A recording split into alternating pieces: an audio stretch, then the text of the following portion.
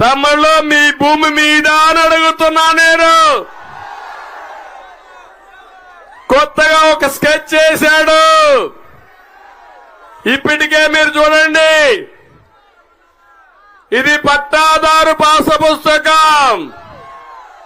దీని మీద ఉండాల్సింది రాజముద్ర. ఎవరి ఫోటో ఉంది?